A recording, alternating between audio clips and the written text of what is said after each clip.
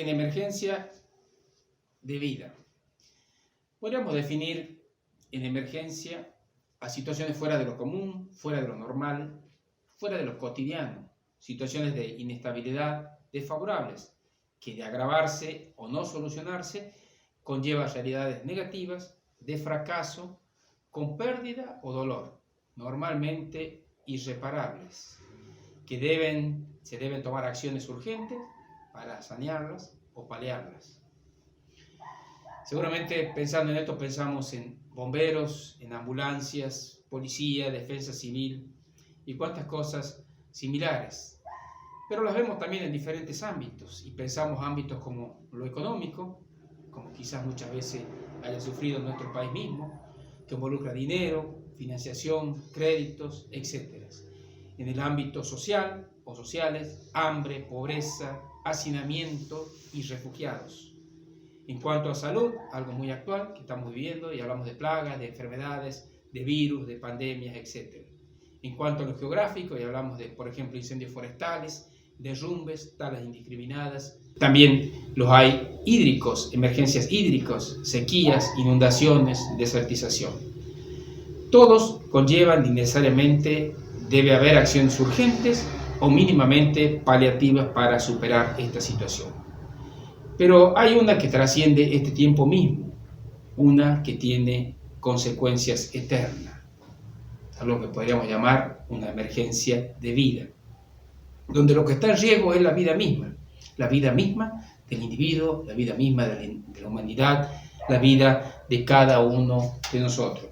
¿No le parece que estamos viviendo en un mundo en emergencia, inestable, peligroso, confundido, desanimado muchas veces y con profundo miedo en estos tiempos? Pero para esto volvamos al inicio mismo, vamos al principio, al tiempo mismo de Edén, donde el Señor puso a su criatura para estar en armonía con Él, para estar en comunión, para estar cerca. Qué diferente, qué diferente. Adán veía cara a cara a Dios, no había maldad, había armonía y había paz en ese tiempo. Pero ¿qué pasó? Luego Adán pecó, cayó, y con él la creación se alteró, y entró la muerte, y su consecuente aguijón, el pecado.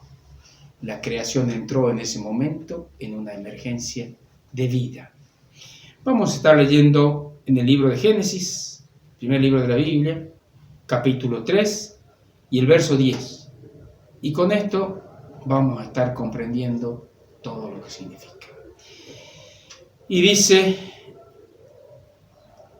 y respondió, oí tu voz en el huerto y tuve miedo, porque estaba desnudo y me escondí. Tuve miedo, estaba desnudo y me escondí.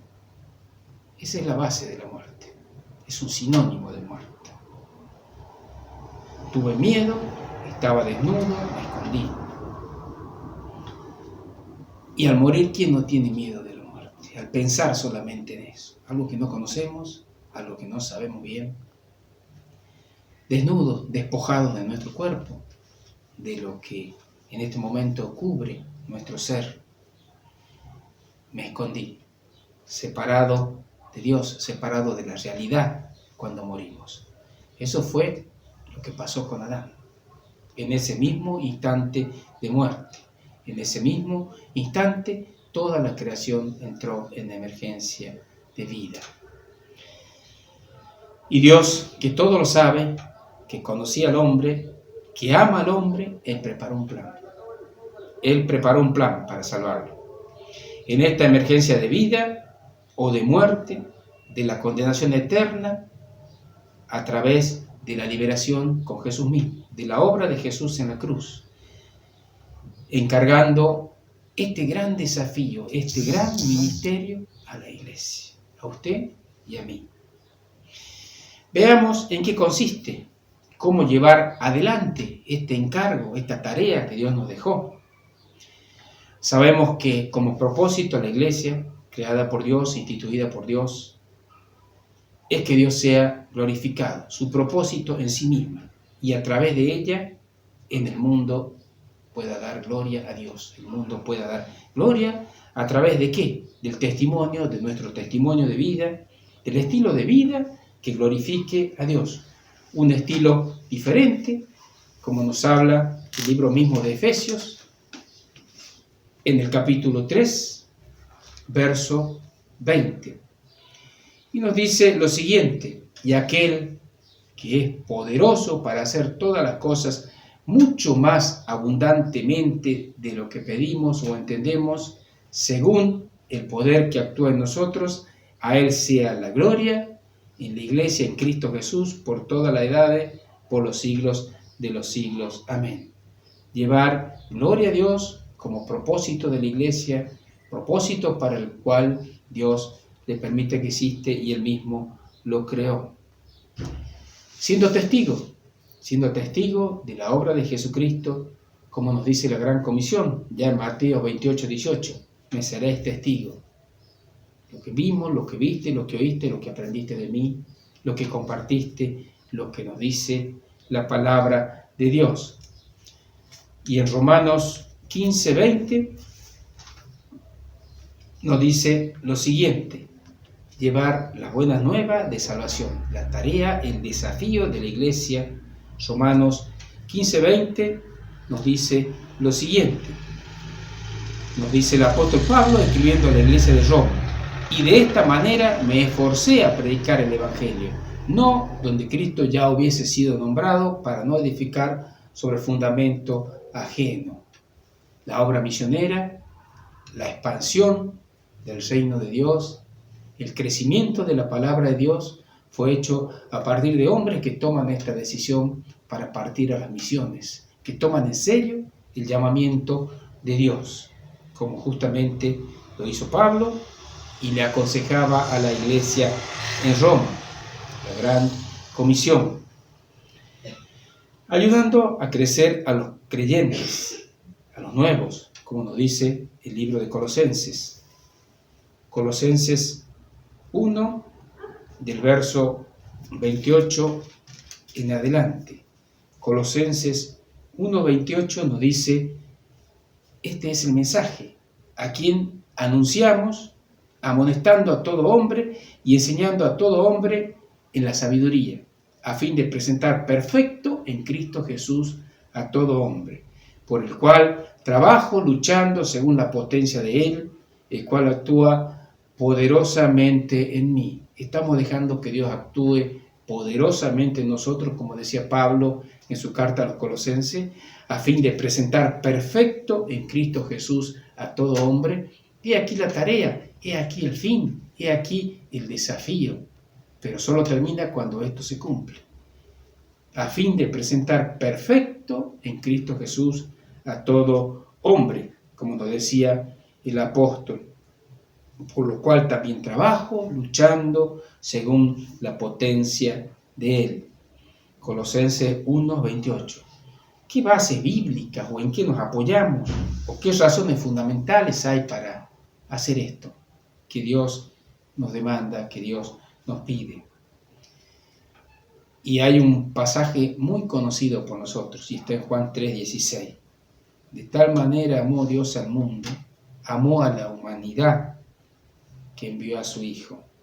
Tiene que ver con el carácter de Dios. Por eso Dios nos encomendó eso, porque Dios es amor. Dios es amor.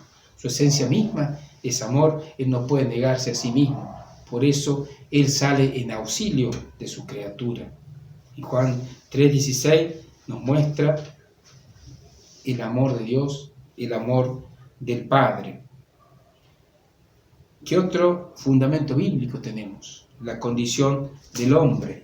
Y vemos el libro de Isaías, justamente nos relata esto, la situación, su estado de perdición.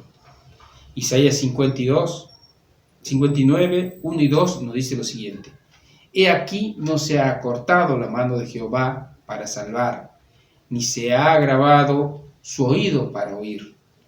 Pero vuestras iniquidades han hecho división entre vosotros y vuestro Dios, y vuestro pecado han hecho ocultar de vosotros su rostro para no oír. Tal cual como Adán allá en el huerto. oculto, escondiéndose de Dios. El Señor ocultó su rostro por el pecado. Vuestras iniquidades han hecho división entre vosotros y vuestro Dios. La situación del hombre, la condición del hombre, su estado de perdición. Pero Dios tenía elaborado este plan redentor para la humanidad, este plan como promesa de Dios, ya prometido con los profetas en la antigüedad. Y Colosenses 1:19 nos dice lo siguiente: por cuanto agradó al Padre que en él habitase toda la plenitud en Jesucristo, y por medio de él reconciliar consigo todas las cosas, así las que están en la tierra como las que están en los cielos, haciendo la paz mediante la sangre en su cruz. Él quería estar en paz nuevamente con su criatura, con su creación. Él quería volver a tener lazos de amistad. Él quería que le pudiéramos ver cara a cara. Él buscaba la reconciliación. Fue Él quien nos salió a buscar para reconciliar tanto las cosas que están en los cielos como están en la tierra, haciendo la paz mediante la sangre, su sangre, la sangre de este Cordero sin mancha, derramada en la cruz. Marcos 16 nos habla lo siguiente: este desafío es un mandamiento, no es algo opcional. Si aceptamos como Señor, aceptamos sus órdenes, su mandato, lo que Él nos pide. Tiene que ver con la obediencia a Dios. Recordemos que la caída del hombre tuvo que ver con lo contrario, fue la desobediencia a Dios lo que llevó a la condenación de la humanidad. Y Marcos 16, versos 15 y 16 nos dice lo siguiente: y les dijo, palabra de Jesucristo mismo, id por todo el mundo y predicad el Evangelio a toda criatura. La gran comisión, pero tiene un anexo más: el que creyere y fuere bautizado será salvo, mas el que no creyere será condenado. Qué responsabilidad para la Iglesia, para nosotros, para cada uno de nosotros, para cada uno de los hijos que hoy día caminan sobre esta tierra que está en emergencia de vida. ¿Qué vamos a hacer? Nos encargó el ministerio de la reconciliación y nos encargó a nosotros y no a nadie más, ni los ángeles, ni nadie, solo a sus hijos. El mundo al caer entró en esta emergencia de vida, para vida o muerte. El plan de Dios es salvarle de esta condenación, de la condenación eterna por el sacrificio de su Hijo hecho en la cruz, y encargó este ministerio a la Iglesia. El mundo sufre sin Dios al día de hoy. El mundo que no conoce a Dios no tiene esperanza, camina por esta vida en este mundo peligroso, en este mundo que tiene situaciones fuera de lo común, fuera de lo normal, fuera de lo que sería paz y tranquilidad. Camina día a día. Si esto no se soluciona, vemos, como hablábamos de emergencia, pérdida o dolor, fracaso. Situaciones normalmente irreparables. Dios nos encargó, Dios le encargó, Dios me encargó a usted, a mí, en este ministerio de la reconciliación.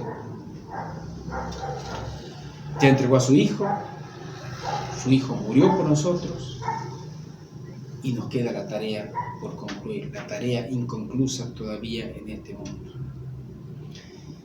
¿Qué vamos a hacer? ¿Qué va a hacer ante esta responsabilidad? ¿Va a ir? ¿Va a caminar? ¿Va a ponerse en movimiento?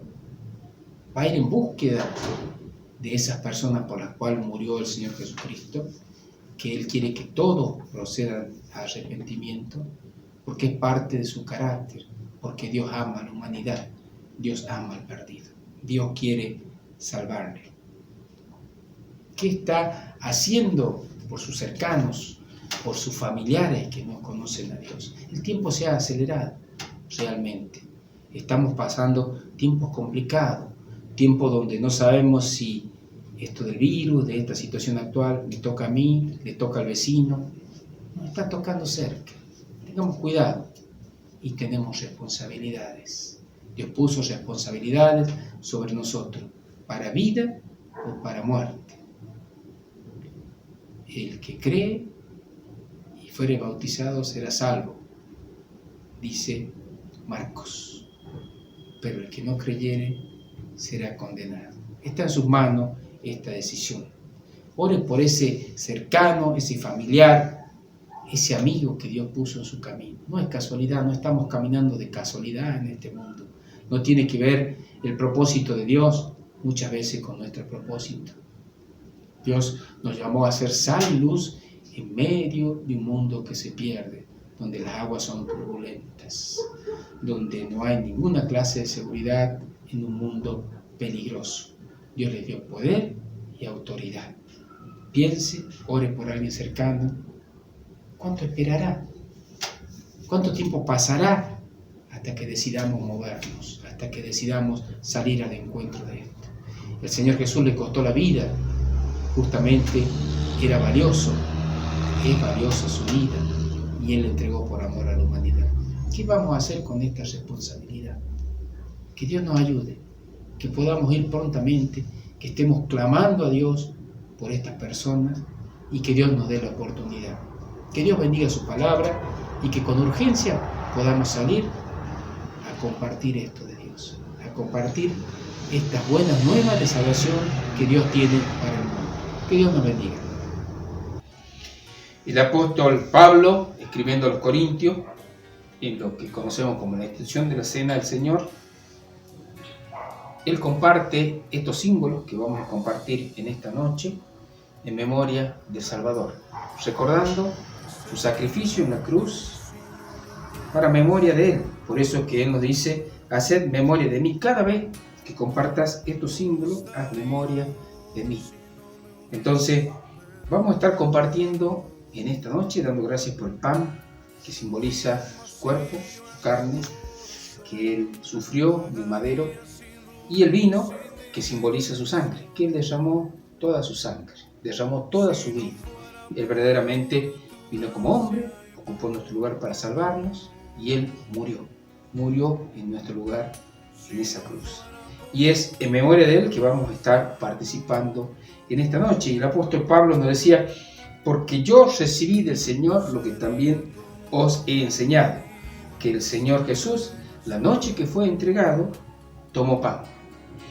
Y habiendo dado gracias, lo partió y dijo, tomad, comed, esto es mi cuerpo que por vosotros es partido. Haced esto en memoria de mí. Y vamos a participar y vamos a tomar el pan y dar gracias por este pan que simboliza su cuerpo.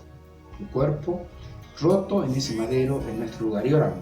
Señor nuestro Dios, gracias porque tú, Señor, que hiciste hombre, viniste, caminaste por esta tierra y ocupaste nuestro lugar en esa cruz. Porque en ese madero, Señor, tú entregaste tu vida para salvarnos en lugar nuestro. Y hoy en esta noche, en memoria tuya, queremos compartir, queremos dar gracias para testimonio. En el nombre de Jesús nuestro Señor. Amén. Comamos el pan en memoria de nuestro Señor.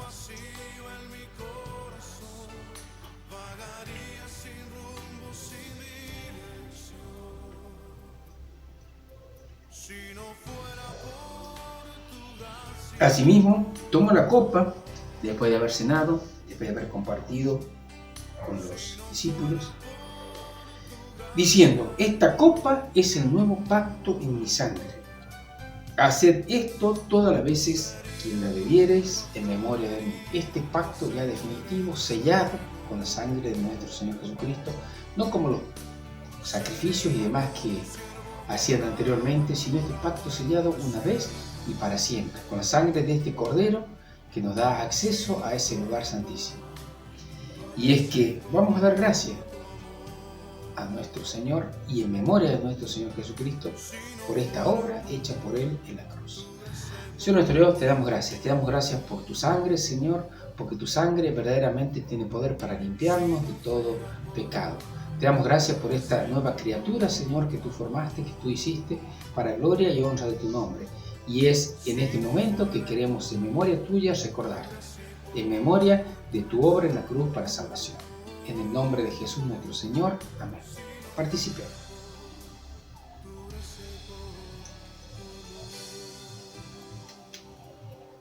Así pues, todas las veces que comiereis este pan y bebiereis la copa del Señor, la muerte del Señor anunciáis hasta que Él venga. Y Él va a volver.